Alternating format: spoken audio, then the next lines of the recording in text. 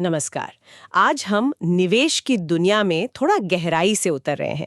हमारे पास एक पुराने दस्तावेज के कुछ दिलचस्प हिस्से हैं। Common stocks and uncommon profit से जुड़े हुए लगते हैं ये। देखते हैं कि उस जमाने की बातें, वो सुराग आज हमारे लिए क्या मायने रखते हैं। मकसद है इस सामग्री से जरूरी पॉइंट्स निकालना ताकि निवेश की सोच को थोड़ा और बेहतर बना सकें। तो चलिए शुरू करते हैं इसकी पड़ताल। हम ये देखेंगे कि भाई पहले स्टॉक से असाधारण मुनाफा बनता कैसे था और फिर समय के साथ कंपनियों में, सरकारी नीतियों में क्या बड़े बदलाव आए, और हाँ, निवेश के अच्छे मौके खोजने का एक जमीनी तरीका क्या हो सकता है। तो दस्तावेज शुरू होता है सवाल से कि पहले लोग स्टॉक खरीदते ही क्यों थे।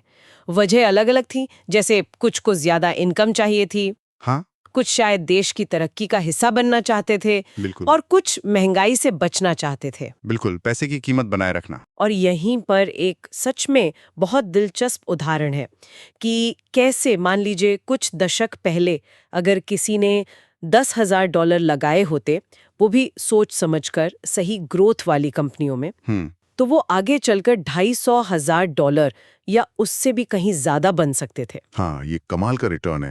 ये दिखाता है कि लंबी अवधि और सही चुनाव कितना फर्क ला सकता है। सही कहा। तो ये सवाल उठता है कि क्या आज भी वैसे मौके हैं? हाँ, अच्छा सवाल है। और दस्तावेज इसी तरफ इशारा करता है कि मौके तो हैं, शायद पहले से बेहतर भी हों, लेकिन उन्हें पहचानने का, उन तक पहुंचने का तरीका वो बदल गया है। अच्छा, तो क्या बदला है? मतलब कहाँ आया है बड़ा फर्क? एक तो कंपनियों के काम करने के तरीके में। ओके। पहले जैसे कई कंपनियां शायद परिवार के कंट्रोल में ज्यादा चलती थीं। अब वो चीज थोड़ी बदली है। अब पेशेवर मैनेजमेंट पर जोर है, लगातार सुधार, नई खोज, इस पर फोकस ज्यादा है। हाँ, और इसका एक ठोस सबूत है R&D, यानी रिसर्च और डेवलपमेंट पर बढ़ता खर्च। बिल्कुल। दस्तावेज में 1950s के दशक के आंकड़े हैं कि कैसे कुछ ही सालों में प्राइवेट कॉरपोरेट R&D खर्च मतलब $3.7 बिलियन से बढ़कर $6.3 बिलियन से ज्यादा हो गया। वाह, काफी बड़ा उछाल है ये तो। हाँ, ये दिखाता है कि कंपनियां सिर्फ पुराने ढर्रे पर नहीं चल रही थीं, बल्कि एक्टिवली मतलब सक्रिय रूप से अपना भविष्य बनाने में लगी थीं। और ये चीज निवेशकों के लिए आज भी बहुत महत्वपूर्ण है। सही बात है। कंपनियों के अलावा सरकारी नीतियों का भी जिक्र है, खासकर 1932 के बाद वाले दौर का। ऐसा लगता है कि सरकार ने इकोनॉमी में ज्यादा एक्टिव रोल लेना शुरू कर दिया था। हाँ, मंदी को रोकने या कम करने के लिए। जैसे वो खेतों की कीमतों को सपोर्ट करना या बेरोजगारी मुआवजा देना। हाँ, बिल्कुल। और इसका एक असर तो ये हुआ कि शायद वो पहले जैसी भयानक लंबी मंदी का खतरा कुछ कम हो गया। पर इसका एक दूसरा पहलू भी है। इन नीतियों ने अर्थव्यवस्था में कहीं ना कहीं महंगाई का एक स्थायी रुझान, मतलब एक बिल्ट इन इन्फ्लेशनरी बायस पैदा कर दिया। अच्छा, ये इंटरेस्टिंग है। मतलब महंगाई अब सिस्टम का हिस्सा बन गई। एक तरह से हाँ। और ये समझना जरूरी है क्योंकि बढ़ती महंगाई आपकी फिक्स्ड इनकम जैसे बॉन्ड से मिलने वाले ब्याज की असली कीमत यानी खरीदने की ताकत कम कर देती है। हाँ, ये तो है। दस्तावेज 1946 से 56 का उदाहरण देता है। 10 साल में अमेरिकी और कनाडाई सरकारी बॉन्ड खरीदने वालों ने महंगाई की वजह से अपनी परचेजिंग पावर का लगभग 1/3 खो दिया था। बाप रे, 1/3? हाँ, तो ये स्थिति लंबी अवधि में स्टॉक को बॉन्ड के मुकाबले ज्यादा आकर्षक बना सकती है। समझ गई। तो एक तरफ मंदी का डर थोड़ा कम, दूसरी तरफ महंगाई का खतरा। कंपनियां भी बदल रही हैं। तो सवाल ये है कि इस नए माहौल में अच्छे निवेश के मौके ढूंढे कैसे? बिल्कुल। और यहीं पर दस्तावेज एक बहुत ही प्रैक्टिकल जमीनी तरीका बताता है, जिसे वो स्कटल बट कहते हैं। हाँ, स्कटल बट। नाम थोड़ा अजीब लग सकता है, पर इसका सीधा सा मतलब है कि कंपनी को सिर्फ उसकी रिपोर्ट या मैनेजमेंट की बातों से मत आंको। बाहर निकलो, इंडस्ट्री में घूमो फिरो, लोगों से बात करो और असली कहानी पता लगाओ। अच्छा, मतलब बिजनेस की अंदरूनी खबर या कानाफूसी पर ध्यान दो। हाँ, एक तरह से ये सिर्फ गॉसिप नहीं है। इसमें कौन लोग शामिल हो सकते हैं? ग्राहक, सप्लायर? हाँ, ग्राहक, सप्लायर, कॉम्पिटिटर यानी प्रतिस्पर्धी, यहाँ तक कि पुराने कर्मचारी भी। अरे वाह, ये तो पूरी जासूसी हो गई। कह सकते हैं। दस्तावेज कहता है कि कई बार प्रतिस्पर्धियों से बात करके कंपनी की असली ताकत और कमजोरियों का बड़ा सटीक अंदाजा लग जाता है। ग्राहकों और वेंडर से भी पता चलता है कि कंपनी के प्रोडक्ट या सर्विस में कितना दम है। लेकिन इसमें सावधानी भी रखनी होगी, है ना? जाहिर है, बहुत जरूरी है। सुनी सुनाई बात पर आंख बंद करके भरोसा नहीं करना, जानकारी को वेरीफाई करना होगा और ये भी देखना होगा कि बताने वाले का कोई अपना एजेंडा या बायस तो नहीं है, जैसे कोई पुराना नाराज कर्मचारी शायद बड़ा चढ़ाकर बोले। हाँ, ये पॉइंट सही है। तो इस पूरी चर्चा से क्या खास बातें हम याद रख सकते हैं? पहली चीज जो मुझे समझ आई वो है निवेश में लंबे समय तक टिके रहने का महत्व।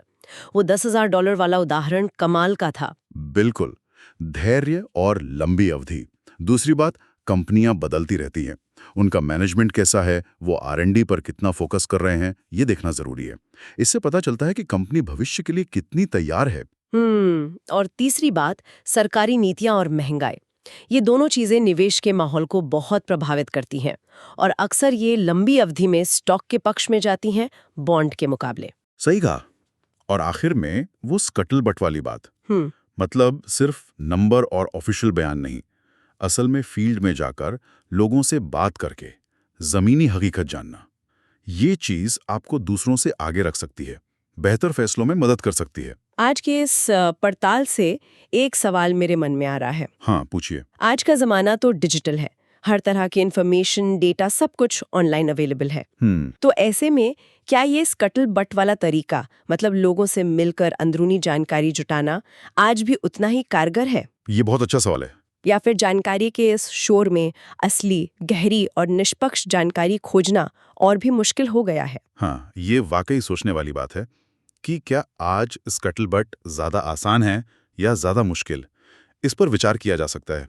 नमस्कार, आज की इस विशेष चर्चा में हम सीधे मुद्दे पर आते हैं।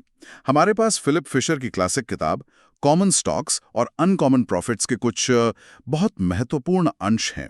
लक्ष्य है उन 15 कसौटियों को समझना जिनका इस्तेमाल किसी कंपनी के स्टॉक में लंबी अवधि के निवेश की संभावनाओं को परखने के लिए किया जा सकता है, खासकर अगर उम्मीद कई 100% मुनाफे की हो। चलिए इन विचारों की गहराई में उतरते हैं। सबसे पहले बात करते हैं कंपनी के भविष्य की क्षमता की। स्रोत साफ करते हैं कि कंपनी के पास सालों तक बिक्री बढ़ाने की पर्याप्त गुंजाइश है। ऐसा लगता है कि बिना बिक्री बढ़े लगातार बड़ा मुनाफा कमाना लगभग नामुमकिन है। बिल्कुल, स्रोत साफ करते हैं कि टिकाऊ मुनाफा बिक्री वृद्धि पर ही निर्भर करता है। हाँ, कभी-कभी लागत घटाकर या किसी खास घटना से, मतलब एक बार का मुनाफा हो सकता है, लेकिन लंबी अवधि के निवेशक के लिए ये काफी नहीं है। जैसे वो रेडियो टेलीविजन उद्योग में हुआ था ना, टीवी आने पर बिक्री तेजी से बढ़ी, हाँ, पर फिर एकदम स्थिर हो गई और उन स्टॉक्स का आकर्षण कम हो गया। असली मलाई तो उन कंपनियों में है जो लगातार अपनी बिक्री बढ़ा सकती हैं, भले ही हर साल रफ्तार एक जैसी न हो। अच्छा, स्रोत दो तरह की ग्रोथ कंपनियों की बात करते हैं, एक भाग्यशाली और सक्षम, और दूसरी भाग्यशाली क्योंकि वे सक्षम हैं। एल्कोआ पहली श्रेणी में आती है, जिन्होंने एल्यूमिनियम के भविष्य के उपयोग का अंदाजा लगाया, जबकि डुपॉन्ट दूसरी में, जिन्होंने नायलॉन जैसे बिल्कुल नए उत्पाद बनाए। दिलचस्प है कि दोनों ही मामलों में मैनेजमेंट ने सक्रिय रूप से बिक्री बढ़ाने के रास्ते खोजे। सही। और यहीं से दूसरा और तीसरा बिंदु जुड़ता है।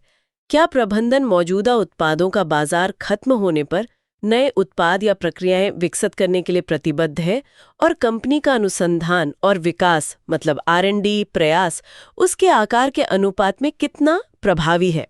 कहने का मतलब है, क्या कंपनी सिर्फ आज की बिक्री देख रही है या कल के लिए लगातार कुछ नया बनाने में जुटी है? और सिर्फ ये देखना काफी नहीं कि R&D पर कितना खर्च हो रहा है। हाँ, स्रोत भी यही कहते हैं। R&D खर्च के आंकड़े तो भ्रामक हो सकते हैं ना, जरूरी ये जानना है कि वो पैसा कितने प्रभावी ढंग से इस्तेमाल हो रहा है। क्या सच में नए आविष्कार हो रहे हैं या सिर्फ पुराने उत्पादों में छोटे-मोटे सुधार? बिल्कुल। और ये भी कि क्या अलग-अलग तकनीकी विभागों में, क्या कहते हैं, तालमेल है। अक्सर बेहतरीन नतीजे किसी एक जीनियस से नहीं आते, बल्कि टीम वर्क से आते हैं। कुछ कंपनियां तो रक्षा सौदों से मिली जानकारी का इस्तेमाल अपने सामान्य उत्पादों को बेहतर बनाने में भी कर लेती हैं। अच्छा। हाँ, जैसे टेक्सास इंस्ट्रूमेंट्स ने किया। तो निवेशक को R&D की मात्रा से ज्यादा उसकी गुणवत्ता और दिशा पर ध्यान देना चाहिए। सतत नवाचार ही भविष्य की बिक्री वृद्धि की नींव है। और लाभप्रदता। चौथा बिंदु है, क्या कंपनी के पास औसत से बेहतर बिक्री संगठन है? स्रोत कहते हैं कि आज के दौर में ये उतना ही महत्वपूर्ण है जितना उत्पादन या R&D। यह एक ऐसा पहलू है जिसे निवेशक अक्सर नजरअंदाज कर देते हैं। लेकिन सोचिए, दुनिया का सबसे अच्छा उत्पाद भी बिना मजबूत बिक्री टीम के अपनी पूरी क्षमता तक कैसे पहुंचेगा? है ना?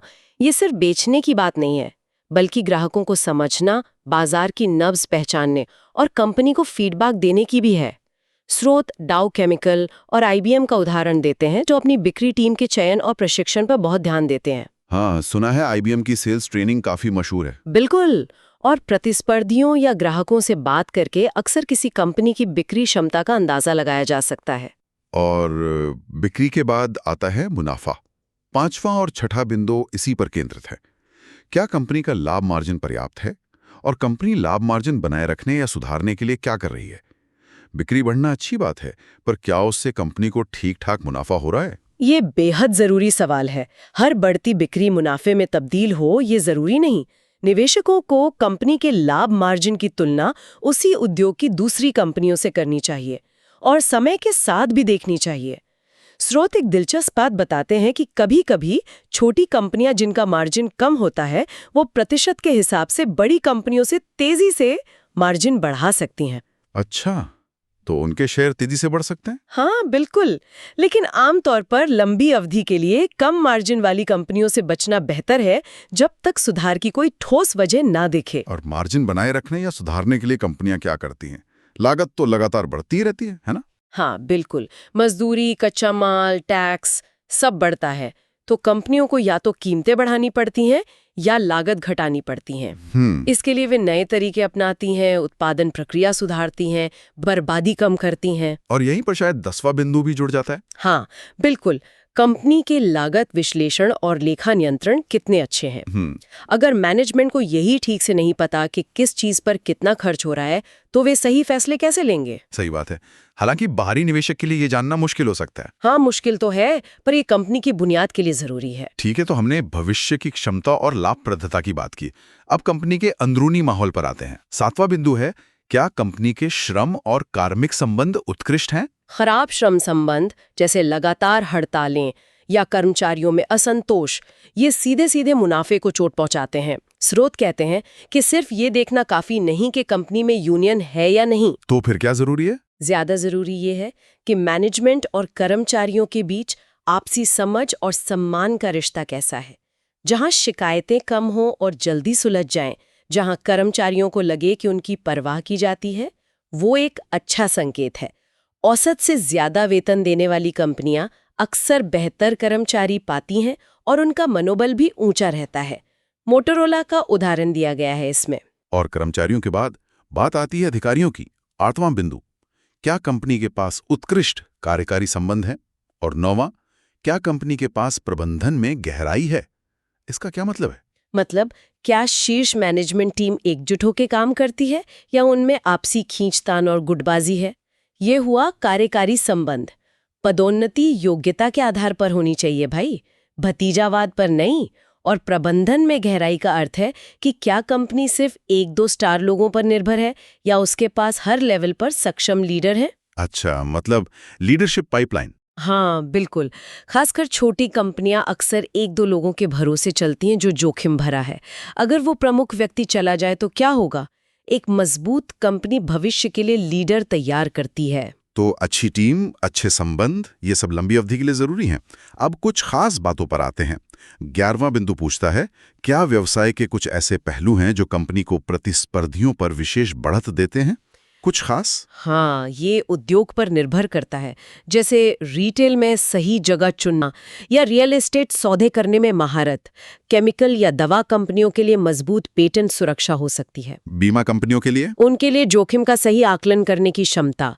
ये खासियतें कंपनी को दूसरों से अलग कर सकती हैं। हालांकि ये स्रोत आगाह करते हैं कि पेटेंट जैसी चीजें हमेशा स्थायी नहीं होती, वो एक्सपायर हो सकती हैं या प्रतिस्पर्धी उनका तोड़ निकाल सकते हैं। और 12वां बिंदु कंपनी के नजरिए से जुड़ा है, क्या कंपनी का मुनाफे के प्रति अल्पकालिक या दीर्घकालिक दृष्टिकोण है?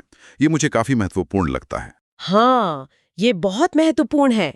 कुछ कंपनियां हर तिमाही में शानदार नतीजे दिखाने के दबाव में रहती हैं। इसके लिए वे भविष्य के निवेश जैसे R&D या नए बाजार विकसित करने में कटौती कर सकती हैं। अच्छा, ताकि अभी के नंबर अच्छे दिखें। हाँ, वहीं दूसरी कंपनियां लंबी अवधि के विकास पर ध्यान केंद्रित करती हैं, भले ही उससे मौजूदा तिमाही का मुनाफा थोड़ा कम दिखे। वे बाजार में अपनी पकड़ मजबूत करने या ग्राहक संबंध बनाने में निवेश करती हैं। स्रोत स्पष्ट रूप से कहते हैं कि लंबी अवधि के निवेशक के लिए दूसरा नजरिया बेहतर है। असली बड़ा मुनाफा वहीं से आता है। बिल्कुल। और अब हम अंतिम और शायद सबसे महत्वपूर्ण समूह पर आते हैं। वित्तीय विवेक, पारदर्शिता और सत्यनिष्ठा 13वां बिंदु है। क्या निकट भविष्य में कंपनी को इक्विटी फाइनेंसिंग की जरूरत पड़ेगी, जिससे मौजूदा शेयरधारकों के लाभ कम हो सकते हैं? मतलब डाइल्यूशन का खतरा। हाँ, बिल्कुल। विकास के लिए पैसा चाहिए। अगर कंपनी अपने मुनाफे से या कर्ज लेकर जरूरत पूरी नहीं कर पाती, तो उसे नए शेयर जारी करने पड़ सकते हैं। इससे होता यह है कि कंपनी का मुनाफा ज्यादा शेयरों में बंट जाता है, जिससे हर शेयर का मूल्य या उससे होने वाला लाभ कम हो सकता है। इसी को डाइल्यूशन कहते हैं। निवेशक को देखना चाहिए कि कंपनी की माली हालत कैसी है, उसे भविष्य में कितने पैसे की जरूरत पड़ सकती है और क्या उसे नए शेयर जारी करने की नौबत आ सकती है। पारदर्शिता भी जरूरी है।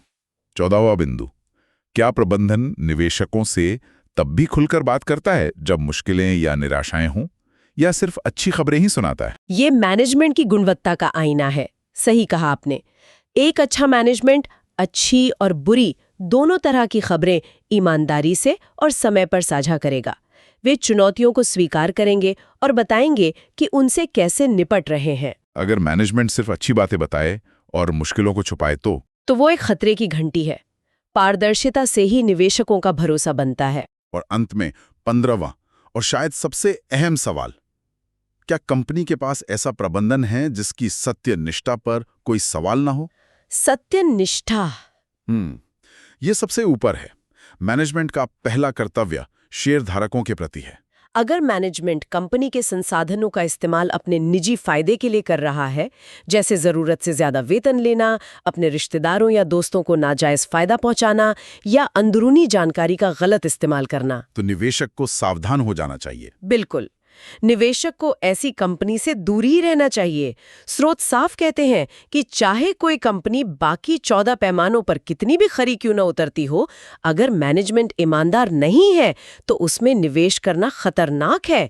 भरोसेमंद और नैतिक मैनेजमेंट ही निवेशक के हितों की असली सुरक्षा है। तो ये थे वो 15 बिंदु, बिक्री बढ़ाने की क्षमता से लेकर प्रबंधन की ईमानदारी तक। ये एक तरह का फ्रेमवर्क है जो निवेशकों को किसी कंपनी के स्टॉक का सतही विश्लेषण करने के बजाय उसकी गहराई में जाकर उसकी असली क्षमता और जोखिमों को समझने में मदद करता है ना? हाँ, और ये याद रखना जरूरी है कि शायद ही कोई कंपनी इन सभी 15 पैमानों पर एकदम खरी उतरेगी। हर कंपनी की अपनी ताकतें और कमजोरियां होंगी। ये ढांचा उन ताकत और कमजोरियों को पहचानने और तौलने में मदद करता है। ये सिर्फ आंकड़ों का खेल नहीं है, बल्कि कंपनी के कारोबार, उसके लोगों, उसकी संस्कृति और मैनेजमेंट की सोच को समझने की कोशिश है। हाँ, मतलब क्वालिटेटिव एनालिसिस बिल्कुल भी उतना ही जरूरी है। बिल्कुल। जैसा स्रोत कहते हैं, सही निवेश ढूंढने में मेहनत और समय लगता है, पर अगर ये सिद्धांत सही ढंग से लागू किए जाएं तो नतीजे असाधारण हो सकते हैं। डॉ, ड्यूपॉन्ट या IBM जैसी कंपनियों के मामले में ये देखा भी गया है। इस पूरी चर्चा के बाद हमारे श्रोताओं के लिए सोचने का एक बिंदु छोड़ते हैं। इन 15 कसौटियों में से आज के इस तेजी से बदलते और तकनीक संचालित बाजार में कौन सी कसौटी आपको किसी कंपनी के दीर्घकालिक मूल्यांकन के लिए सबसे ज्यादा मायने रखती हुई लगती है? क्या वो लगातार कुछ नया करने की क्षमता है, मतलब पॉइंट 2 और 3, या कंपनी का दीर्घकालिक नजरिया पॉइंट 12, या फिर प्रबंधन की अटूट सत्यनिष्ठा जो कि 15वां पॉइंट था? या शायद आज के माहौल में कोई और पहलू है, जैसे डेटा सुरक्षा या पर्यावरणीय जिम्मेदारी, जो इस लिस्ट में जुड़ना चाहिए? हाँ, इस पर विचार करना दिलचस्प होगा। नमस्कार। निवेश की दुनिया में ना एक सवाल हमेशा घूमता रहता है, भाई ये शेयर खरीदने का सही वक्त आखिर है कब? हाँ, ये सवाल तो है। और आज हम जिन स्रोतों पर बात कर रहे हैं वो इसी आम सोच को कि बाजार में सही टाइमिंग ही सब कुछ है, उसको थोड़ा चुनौती देते हैं। अच्छा, तो मतलब वो ये कह रहे हैं कि ये टाइमिंग वाला खेल उतना जरूरी नहीं है। बिल्कुल। वो एक ज्यादा बड़ा सवाल उठाते हैं, क्या बाजार का सही समय पकड़ने की कोशिश करें या फिर ये देखें कि कौन सी कंपनी अच्छी है और उसमें लंबे समय तक टिके रहें? क्योंकि देखिए, ये जो आर्थिक भविष्यवाणी वगैरह होती है ना, ये तरीके अक्सर मतलब भरोसे लायक नहीं होते। हाँ, और हमारे स्रोत भी इसी बात पर जोर दे रहे हैं कि भाई अच्छी कंपनियों को पहचानो और फिर उनमें टिके रहो। शायद ये ज्यादा मायने रखता है बजाय इसके कि कब खरीदें कब बेचें। बिल्कुल। और इसको समझाने के लिए एक अरे वाह। बड़ा ही दमदार उदाहरण दिया है। सोचिए, अगर किसी ने 1929 की महामंदी से ठीक पहले। अरे वो तो मतलब बिल्कुल ही गलत वक्त लगता है सुनने में। हाँ हाँ बिल्कुल।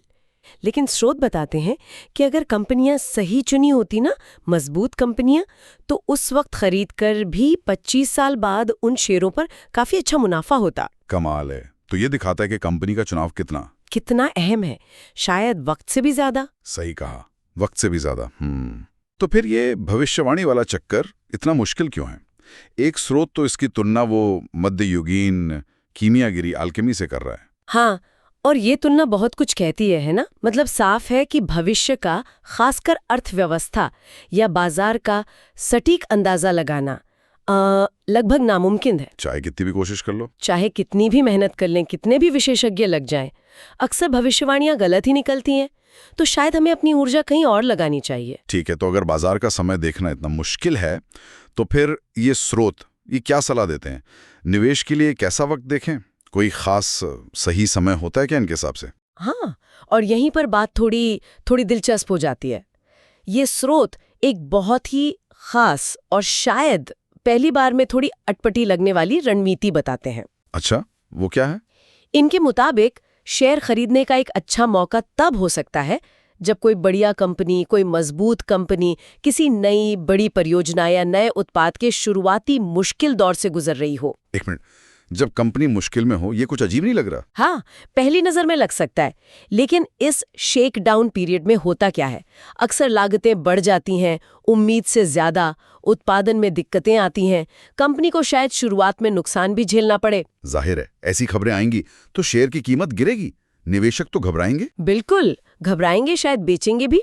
और स्रोत कहते हैं कि यहीं पर एक समझदार निवेशक के लिए मौका छिपा हो सकता है। अच्छा, कोई उदाहरण है इसका? हाँ, 2 अच्छे उदाहरण दिए हैं। एक है अमेरिकन साइनामाइड।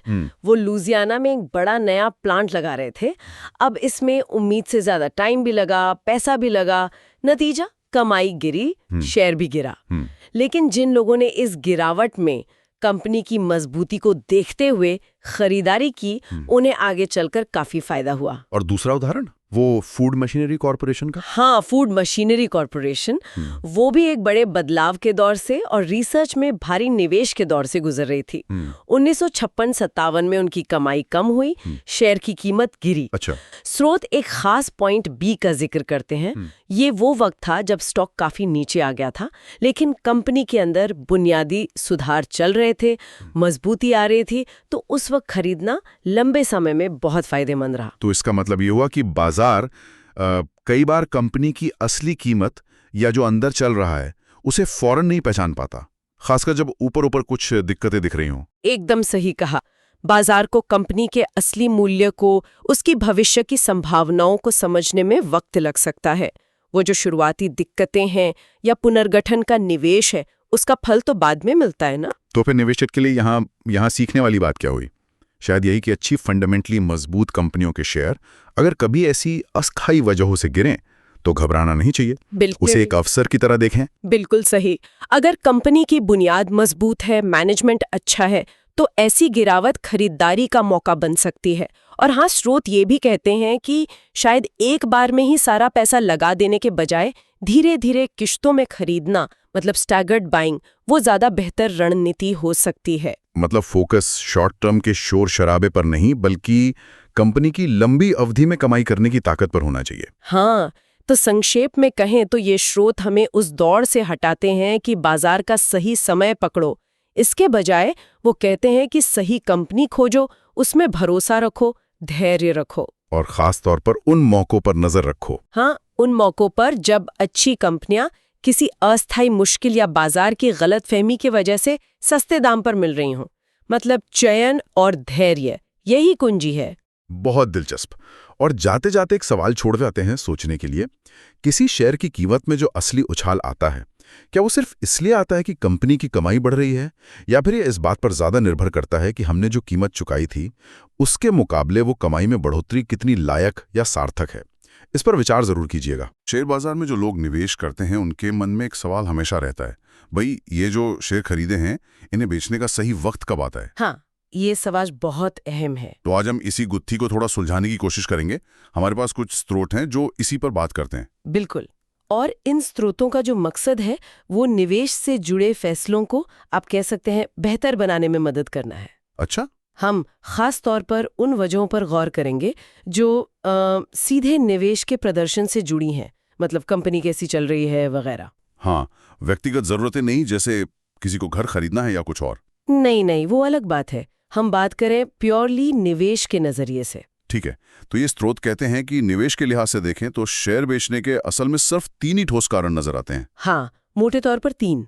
तो इसमें सबसे पहला कौन सा है और शायद सबसे मुश्किल भी? पहला कारण, और हाँ आपने सही कहा, शायद सबसे मुश्किल, वो ये है कि हम ये मान लें कि भाई शेयर खरीदते वक्त हमसे कोई गलती हो गई थी। अच्छा, मतलब कंपनी की जो असलियत थी या उसका भविष्य वो वैसा नहीं था जैसा हमने शुरू में सोचा था या आंका था।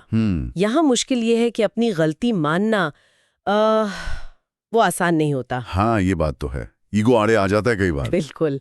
और कई बार निवेशक छोटे मोटे नुकसान से बचने के चक्कर में अटके रहते हैं, जबकि वो पैसा शायद कहीं और बेहतर काम आ सकता था। सही बात है। अच्छा, तो मान लीजिए शुरुआती फैसला सही था, तब फिर कब बेचें?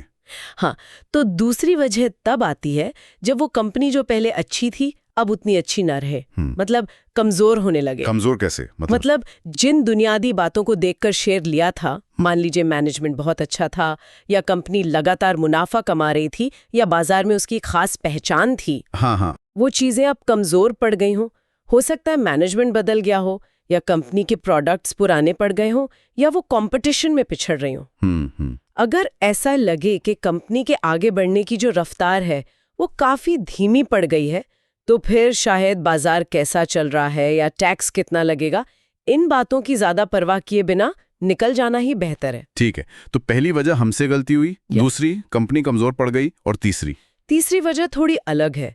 वो तब आती है जब आपको कोई काफी बेहतर, मतलब बहुत ही शानदार दूसरा निवेश का मौका नजर आ जाए। जैसे मान लीजिए आपके पास एक ठीक ठाक कंपनी का शेयर है जी, लेकिन आपको एक दूसरी कंपनी मिलती है जिसमें मौजूदा वाली के मुकाबले आपको लगता है कि भाई इसमें तो कई गुना ज्यादा बढ़ने की साफ गुंजाइश है। ओके। तो ऐसे में बदलना, मतलब स्विच करना, वो लॉजिकल हो सकता है। पर यहाँ ये ध्यान रखना जरूरी है कि ये जो बेहतर अवसर है ये वाकई में असाधारण हो, सिर्फ थोड़ा बहुत बेहतर नहीं। समझ गया। तो ये तो हुई बेचने की सही वाजिब वजहें। हाँ, लेकिन अक्सर सुनने में आता है कि लोग गलत कारणों से भी शेयर बेच देते हैं, जैसे एक आम डर कि बाजार गिर जाएगा। हाँ, और ये शायद सबसे आम गलती है। बहुत लोग करते हैं। क्यों? देखिए, सिर्फ इस डर से बेचना कि अर कहीं बाजार गिर ना जाए, ये अक्सर महंगा पड़ता है, क्योंकि बाजार कब गिरेगा कब उठेगा इसका बिल्कुल सही अंदाजा लगाना तो लगभग नामुमकिन है। सही बात है। होता यह है कि लोग डर के मारे नीचे में बेच देते हैं, और फिर जब बाजार तेजी से वापस ऊपर आता है तो वो पूरी रिकवरी मिस कर जाते हैं, नुकसान हो जाता है। तो बाजार के डर से बेचना सही नहीं। और एक और बात आती है वैल्यूएशन की, कि भाई शेयर बहुत महंगा हो गया है, ओवर वैल्यूड है। हाँ, ये एक और पेचीदा मामला है। इस पर स्रोत क्या कहते हैं? स्रोत इस पर हमें सावधान करते हैं। वो कहते हैं कि जो शेयर आज महंगा लग रहा है, हो सकता है वो अपनी भविष्य की जबरदस्त ग्रोथ की उम्मीद की वजह से महंगा हो। अच्छा, हाँ, मतलब सिर्फ ऊंची कीमत देख ली, जैसे हाई पीई रेशियो, मतलब कंपनी अपनी कमाई के मुकाबले कितनी महंगी है, बस ये देखकर किसी बेहतरीन ग्रोथ वाली कंपनी को बेच देना, ये एक बड़ी भूल हो सकती है। तो फिर फोकस कहाँ होना चाहिए? फोकस कंपनी के भविष्य पर होना चाहिए, उसकी कमाई बढ़ाने की क्षमता पर, ना कि सिर्फ आज की कीमत पर।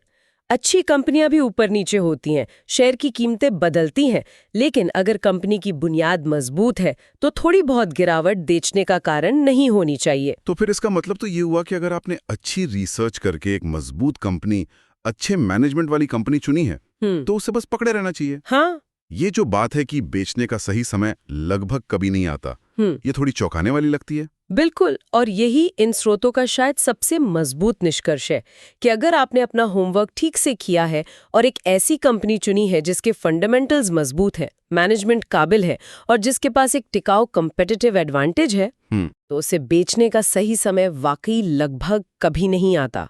देखिए, कंपनियां जो हैं वो इंसानों की तरह उम्र के साथ थकती नहीं है। हाँ, सही कहा। सही मैनेजमेंट और रणनीति के साथ वो दशकों बल्कि पीढ़ियों तक असाधारण रूप से तरक्की कर सकती हैं। तो कुल मिलाकर सार ये निकलता है कि बेचने का फैसला भावनाओं में बहकर या बाजार के रोज के शोर शराबे को देखकर या सिर्फ शेयर की कीमत देखकर नहीं लेना चाहिए। नहीं, बिल्कुल नहीं। बल्कि कंपनी की अपनी क्वालिटी, उसके भविष्य की संभावनाएं और हमने उसे शुरू में क्यों खरीदा था, उन कारणों पर आधारित होना चाहिए। एकदम सही कहा आपने।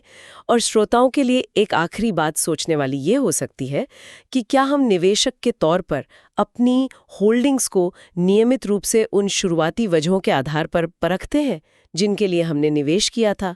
कंपनी की सेहत कैसी चल रही है, उस पर ध्यान देते हैं? या फिर हमारा ध्यान सिर्फ रोज की कीमतों के उतार चढ़ाव और टीवी पर चल रही खबरों पर ही ज्यादा रहता है? ये आत्ममंथन, ये सवाल खुद से पूछना शायद लंबी अवधि में बेहतर नतीजे दे सकता है। नमस्कार। आज हम एक ऐसे टॉपिक पर बात करने वाले हैं जो अक्सर इन्वेस्टर्स को थोड़ा कंफ्यूज करता है, डिविडेंड्स। हाँ, बिल्कुल। हमारे पास कुछ अच्छे सोर्सेज हैं इस पर और हम कोशिश करेंगे कि समझें कि आखिर ये है क्या। हाँ, मतलब क्यों कुछ कंपनियां डिविडेंड देती हैं, कुछ नहीं देती, सही। और इसका हम जैसे निवेशकों के लिए क्या मतलब है। चलिए इसे थोड़ा खोल कर देखते हैं। बिल्कुल। देखिए, ये सारा खेल है ना, वो असल में कंपनी की कमाई को, जिसे रिटेन्ड अर्निंग्स कहते हैं, उसको अपने पास रखने और शेयर धारकों में बांटने के बीच का है। अच्छा। और इसमें कई चीजें आ जाती हैं। कंपनी के प्लान्स क्या हैं, मैनेजमेंट कितना काबिल है, और हाँ, अलग अलग इन्वेस्टर्स की जरूरतें भी तो अलग होती हैं। तो ये उलझन होती क्यों है? मतलब जानकारी तो ये कहती है कि अगर कोई कंपनी डिविडेंड नहीं दे रही, हाँ, तो जरूरी नहीं कि वो बुरा कर रही हो। हाँ, बिल्कुल। हो सकता है वो पैसा नए प्लांट में लगा रही हो, या कोई नई टेक्नोलॉजी खरीद रही हो जिससे लागत कम हो, या बिजनेस बढ़ा रही हो। सही, ये तो अच्छी बातें लगती हैं। फिर ऐसा क्यों है कि डिविडेंड बढ़ाने को ही हमेशा एक अच्छी खबर माना जाता है? हाँ, ये एक दिलचस्प पहलू है। देखिए, जब कंपनियां पैसा नहीं बांटती तो वो रिटेन्ड अर्निंग्स बन जाता है, जैसा आपने कहा। लेकिन सोर्सेज ये भी बताते हैं कि सिर्फ पैसा रोक लेने से ही शेयर की कीमत बढ़ जाएगी, ये जरूरी नहीं है। अच्छा। हाँ, कभी कभी क्या होता है कि मैनेजमेंट के पास कैश तो बहुत जमा हो जाता है, पर उसको लगाने का कोई मतलब ठोस प्लान नहीं होता। या फिर पैसा ऐसी जगह लगा देते हैं जिससे शेयर होल्डर्स को कोई खास फायदा नहीं होता, शायद बस वो मैनेजमेंट की अपनी बड़ी सैलरी को जस्टिफाई करने के लिए हो। और एक और बात, जो हमारी पारंपरिक अकाउंटिंग है ना, वो कई बार संपत्ति की असली कीमत या महंगाई का असर ठीक से दिखा नहीं पाती, तो तस्वीर और भी धुंधली हो जाती है। और इस फैसले से, मतलब डिविडेंड देने या न देने से, किसको फायदा होता है, किसको नहीं। हमारे सोर्सेज में एक XYZ कॉर्पोरेशन का उदाहरण था, बड़ा मजेदार। हाँ, वो XYZ वाला उदाहरण। हाँ, कि मान लीजिए कंपनी बढ़ रही है, डिविडेंड रेट वही है, पर अब वो कमाई का छोटा हिस्सा है। पहले शायद 50% देते थे, अब बस 25%। तो कुछ शेयर होल्डर्स चाहेंगे कि भाई डिविडेंड बढ़ाओ, और कुछ कहेंगे नहीं नहीं, पैसा वापस बिजनेस में लगाओ। यहाँ बड़े और छोटे निवेशकों की जरूरतें भी तो अलग होंगी ना। हाँ, ये बहुत बहुत जरूरी पॉइंट है। देखिए, जो बड़े इन्वेस्टर्स होते हैं ना, जिन पर टैक्स ज्यादा लगता है, हाँ, वो शायद चाहेंगे कि कंपनी पैसा दोबारा री इन्वेस्ट करे। क्यों? क्योंकि जब शेयर की कीमत बढ़ती है तो उन्हें कैपिटल गेन्स पर टैक्स देना होता है, जो अक्सर डिविडेंड इनकम टैक्स से कम होता है। अच्छा, ये टैक्स वाला एंगल है। बिल्कुल। और दूसरी तरफ जो छोटे निवेशक हैं या फिर टैक्स फ्री संस्थाएं हैं, जैसे कोई यूनिवर्सिटी फंड हो गया या पेंशन फंड, जी, उन्हें शायद डिविडेंड से मिलने वाली सीधी रेगुलर इनकम ज्यादा पसंद आए। और एक और बात है, अगर डिविडेंड बहुत कम है तो छोटे निवेशक के लिए उसे दोबारा कहीं और लगाना वो थोड़ा महंगा पड़ सकता है। ब्रोकरेज कॉस्ट लगती है ना हर बार। हाँ, ये बात भी है। तो फिर अगर इतनी सारी बातें हैं, तो एक अच्छी डिविडेंड पॉलिसी कैसी दिखती है? कोई एक नियम है क्या? देखिए, कोई एक सीधा साधा नियम तो नहीं है, लेकिन एक समझदार पॉलिसी वो है जहां मैनेजमेंट रिटेन्ड अर्निंग्स, यानी जो पैसा रोका है, हाँ, उसे ऐसी जगह इन्वेस्ट करे जहां शेयर होल्डर को खुद इन्वेस्ट करने से बेहतर रिटर्न मिले। मतलब मैनेजमेंट आपसे बेहतर रिटर्न कमा कर दे उस पैसे पर। समझ गए। यहाँ ये बात भी आती है कि जो नई कंपनियां हैं, तेजी से बढ़ रही हैं, जिनके पास ग्रोथ के बहुत मौके हैं, वो शायद बिल्कुल डिविडेंड ना दें, और ये उनके लिए ठीक भी हो सकता है। अच्छा। और जो पुरानी बड़ी मैच्योर कंपनियां हैं, वो शायद कमाई का एक फिक्स्ड हिस्सा, मान लीजिए 25 से 40%, वो डिविडेंड में दे सकती हैं। तो स्थिरता जरूरी है। हाँ, स्थिरता और पारदर्शिता। मतलब पॉलिसी कंसिस्टेंट हो और सबको पता हो। जैसे कोई रेस्टोरेंट अपनी बिरयानी के लिए फेमस है तो वो उसी पर टिका रहता है ना। हाँ, सही बात है। वैसे ही कंपनी को अपनी डिविडेंड पॉलिसी पर टिके रहना चाहिए और साफ बताना चाहिए कि वो क्या कर रहे हैं। वो रोहमन-हास का उदाहरण था ना सोर्सेज में। हाँ, था। उन्होंने कम डिविडेंड दिया पर पैसे को इतनी अच्छी तरह इन्वेस्ट किया कि शेयर की कीमत कई गुना बढ़ गई। निवेशकों को जबरदस्त फायदा हुआ। अच्छा, तो मतलब ये हुआ कि ज्यादा डिविडेंड मिलना हमेशा बेस्ट चीज नहीं है। ये थोड़ा मतलब आम सोच से अलग है। बिल्कुल सही कहा आपने। अगर हम इन सारी बातों का निचोड़ निकालें ना तो पता चलता है कि मैनेजमेंट की क्वालिटी, उनकी ईमानदारी और वो कंपनी के रोके हुए पैसे से भविष्य में और कितना मुनाफा बना सकते हैं, ये चीजें अक्सर डिविडेंड कितना मिल रहा है उससे ज्यादा जरूरी है। अच्छा। हाँ, ये जरूर है कि डिविडेंड रेगुलर मिले और उसका अंदाजा लगाया जा सके, ये भी इन्वेस्टर्स के लिए मायने रखता है अपनी प्लानिंग के लिए। लेकिन आखिर में तो कंपनी की लॉन्ग टर्म परफॉर्मेंस ही सबसे अहम है। तो कुल मिलाकर देखें तो डिविडेंड का मामला वाकई काफी पेचीदा है।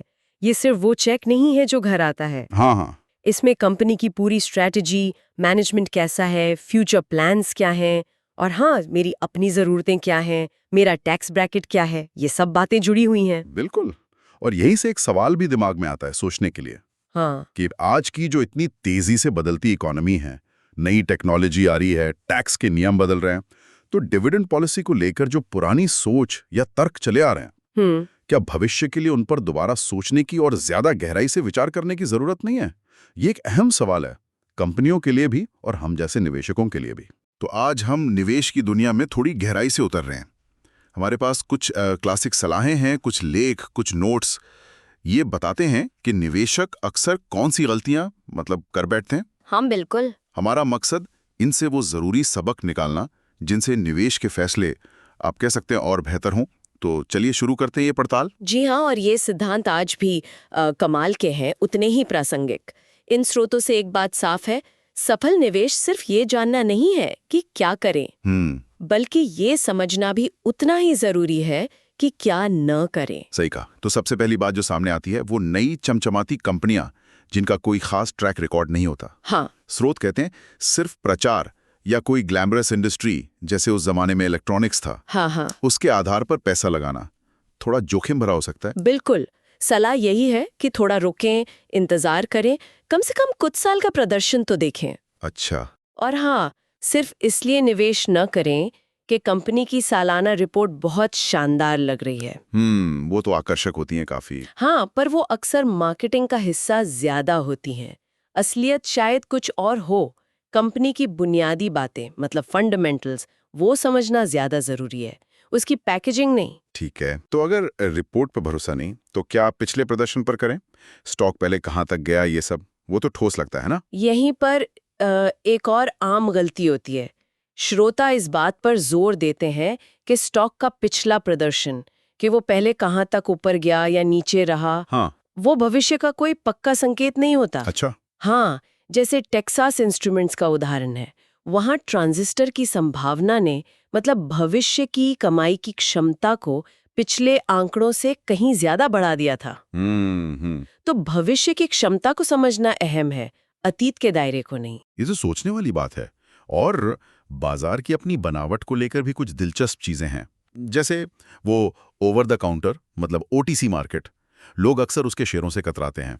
हाँ बिल्कुल, जबकि स्रोत कहते हैं कि किसी अच्छे स्टॉक को सिर्फ इसलिए नजरअंदाज ना करें क्योंकि वो मुख्य एक्सचेंज पर लिस्टेड नहीं है। अच्छा। जरूरी ये है कि कंपनी कैसी है, न कि वो कहाँ ट्रेड हो रही है। कई मजबूत कंपनी आपको ओटीसी मार्केट में मिल सकते हैं। और खरीदते वक्त वो छोटी मोटी कीमतों के लिए ज्यादा मोलभाव करना, जैसे कुछ पैसे बचाने की कोशिश। हाँ, वो भी एक कह सकते हैं चूक हो सकती है।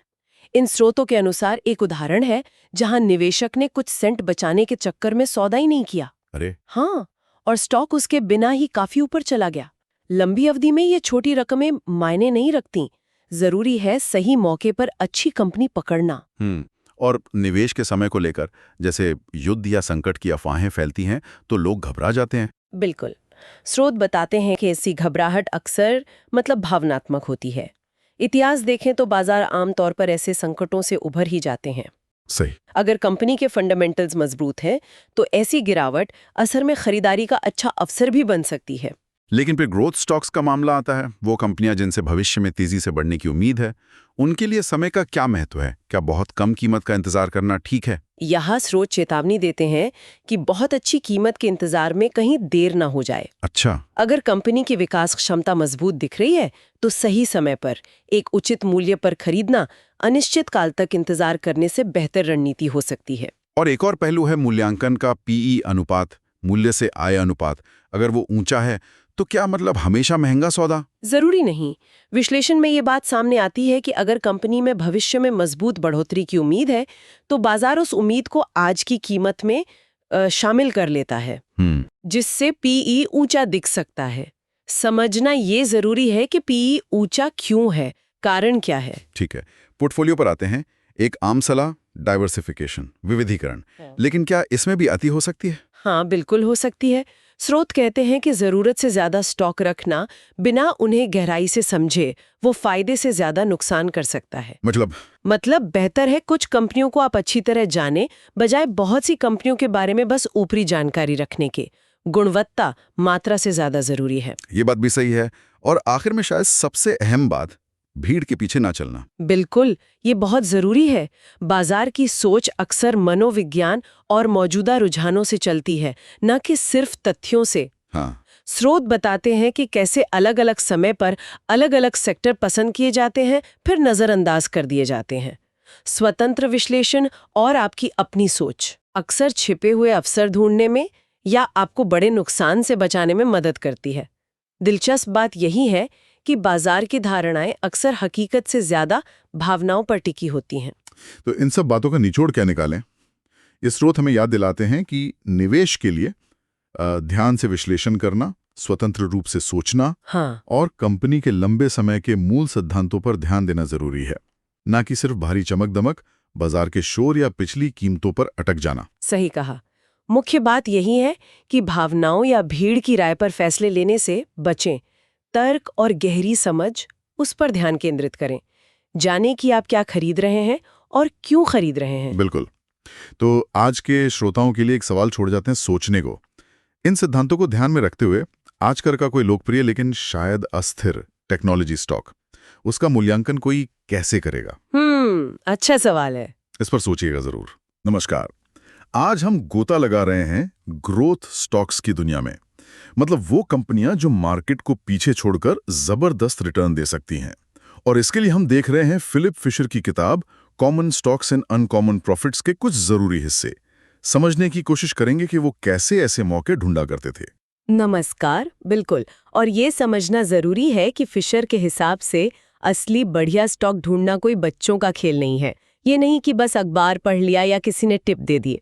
इसमें काफी गहराई, मेहनत और सही नजरिया चाहिए होता है। हाँ, मतलब सुपरफिशियल लेवल पे नहीं चलेगा काम? बिल्कुल नहीं। तो चलिए देखते हैं कि उनका तरीका क्या था।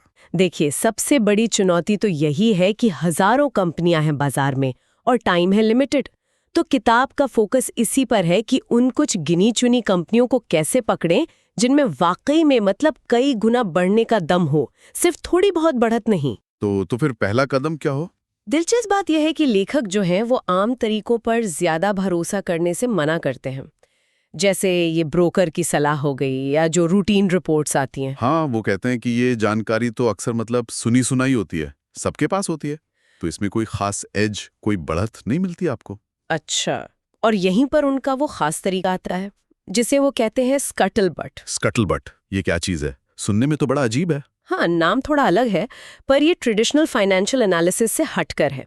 इसका मतलब है कि आप अनौपचारिक तरीके से जानकारी जुटाएं, कंपनी के ग्राहकों से बात करें, उनके सप्लायर्स से, यहाँ तक कि उनके कॉम्पिटिटर्स से भी, पुराने कर्मचारियों से, इंडस्ट्री के जानकारों से, उन लोगों से जो कंपनी को अलग अलग एंगल से देखते हैं। ये वो बातें हैं जो शायद आपको बैलेंस शीट में ना दिखें। समझ गया, मतलब जमीनी हकीकत पता करना। बिल्कुल। और लेखक ने अपनी तजुर्बे से पाया कि हालांकि बड़े अधिकारियों या साइंटिस्ट लोगों से कुछ शुरुआती आइडिया मिल सकते हैं, पर उनके जो सबसे सफल निवेश थे उनमें से ज्यादातर, करीब 80%, वो इसी स्कटलबट यानी जमीनी पड़ताल से मिले थे। 80%? ये तो बहुत ज्यादा है। हाँ, ये दिखाता है कि जरूरी जानकारी अक्सर फॉर्मल चैनल से बाहर अनौपचारिक बातचीत से मिलती है। तो मतलब असली इंसाइट, असली समझ उन लोगों से बात करके मिलती है जो कंपनी के डे टू डे काम से जुड़े हैं।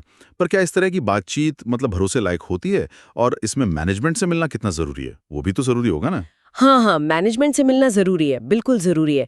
लेकिन लेखक इस पे बहुत जोर देते हैं कि उनसे मिलने से पहले आपका होमवर्क पूरा होना चाहिए। किताब में साफ लिखा है, जब तक आपके पास कंपनी के बारे में करीब 50% ज़रूरी जानकारी न हो, तब तक मैनेजमेंट से मिलने का पूरा फायदा नहीं है। 50% पहले क्यों? ईमानदार है।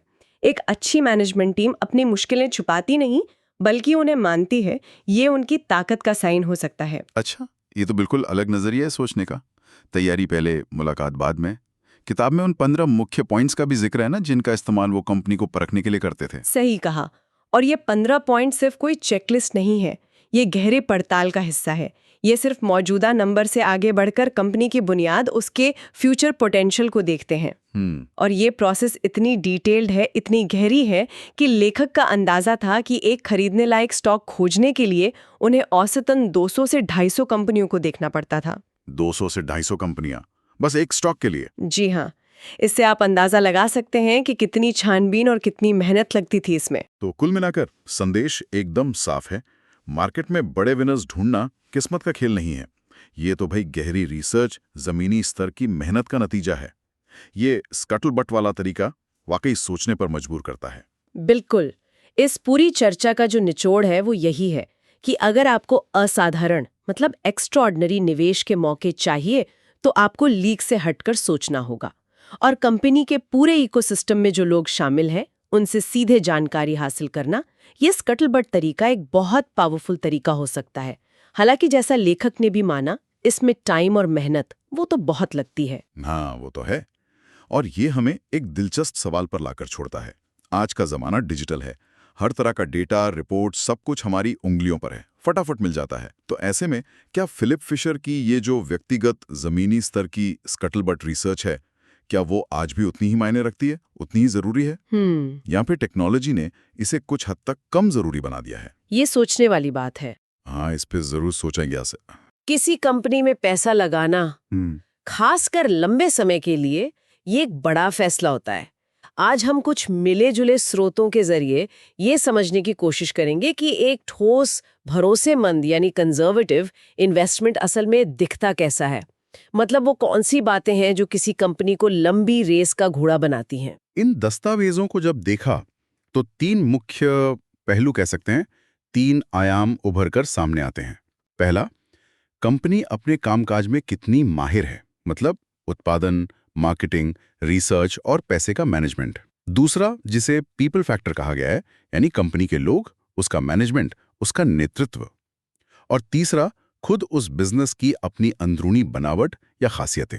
तो चलिए इन तीनों पर थोड़ी गहराई से बात करते हैं। तो सबसे पहले बात करते हैं पहले आयाम की, कामराज की महारत। देखिए, एक मजबूत निवेश के लिए कंपनी का अपने ऑपरेशंस में शानदार होना ये पहली शर्त है।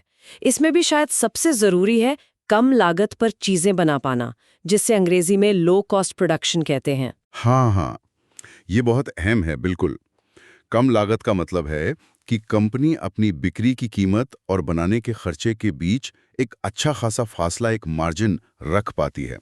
और ये मार्जिन उसे मुश्किल वक्त में, जैसे कोई मंदी आ गई, तो टिके रहने की ताकत देता है।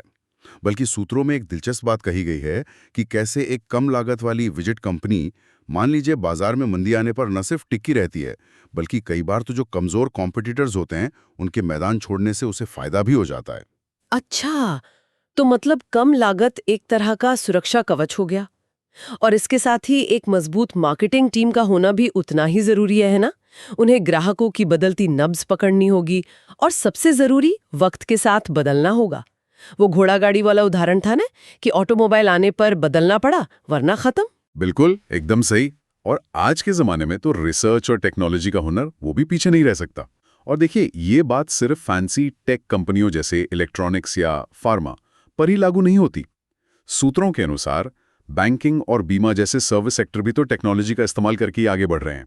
और आखिर में फाइनेंशियल स्किल, मतलब पैसों का सही हिसाब किताब रखना, लागत काबू में रखना, मुनाफे के मार्जिन को समझना, ये जानना कि भाई पैसा आ कहां से रहा है, ये सब मिलकर कंपनी की बुनियाद पक्की करते हैं। तो कुल मिला के हाँ, पहला आयाम एक ऐसी कंपनी की तस्वीर खींचता है जो कम खर्चे में बढ़िया माल बनाती है, जिसकी बाजार और पैसे की समझ गहरी है और जो रोजमर्रा के जो मैनेजमेंट की चुनौतियां होती हैं उनसे निपटने में औसत से बेहतर है। ठीक है, तो कंपनी का कामकाज, उसका ऑपरेशन बेहतरीन होना चाहिए, ये समझ आ गया। लेकिन इन सब मशीनों और प्रक्रियाओं को चलाएगा कौन? इंसान ही चलाएंगे। और यहीं पर दूसरा अहम पहलू आता है, लोग, यानी पीपल फैक्टर। दस्तावेज साफ कहते हैं कि बढ़िया से बढ़िया नीतियां भी तभी कामयाब होती हैं जब उन्हें लागू करने वाले लोग काबिल हों और मोटिवेटेड हों। एकदम सही बिंदु उठाया आपने। इसमें जो टॉप मैनेजमेंट है उसका रोल बहुत नाजुक होता है। लक्ष्य साफ रखना, टीम वर्क को बढ़ावा देना और आगे के लिए नए लीडर तैयार करना। दिलचस्प बात यह है कि स्रोत इस बात पर जोर देते हैं कि ज्यादातर अंदर के लोगों को ही प्रमोट करना, आगे बढ़ाना बेहतर होता है, क्योंकि वो कंपनी के कल्चर को, उसके काम करने के तरीके को समझते हैं। हालांकि हाँ, कभी-कभी बाहर से नया खून, नई सोच लाना भी फायदेमंद हो सकता है। लेकिन अगर कोई कंपनी लगातार बार-बार बाहर से ही बड़े अधिकारी ला रही है, तो ये शायद एक खतरे की घंटी हो सकती है। मोटोरोला का उदाहरण दिया गया है कि कैसे एक टीम के रूप में काम करने वाले मैनेजमेंट ने शुरुआती दौर में सफलता पाई। अच्छा, और इसमें शायद ये भी शामिल है कि मैनेजमेंट बदलती दुनिया को पहचाने और उसके हिसाब से ढल जाए। जैसे वो डाउ केमिकल का उदाहरण था कि कैसे उन्होंने अपनी कंपनी का ढांचा बदला ताकि वो अलग अलग जगहों की जरूरतें बेहतर समझ सकें। और हाँ, कर्मचारियों के साथ कैसा बर्ताव होता है, ये भी तो बहुत मायने रखता होगा। आजकल तो ये बहुत बड़ी बात है। निश्चित रूप से, बहुत ज्यादा। कर्मचारियों से लगातार अच्छा काम सिर्फ आप कह लीजिए नारों या पोस्टरों से नहीं करवाया जा सकता। उसके लिए चाहिए सही व्यवहार, इज्जत, शायद प्रॉफिट शेयरिंग जैसी योजनाएं और ऐसा माहौल जहां उनकी बात सुनी जाए।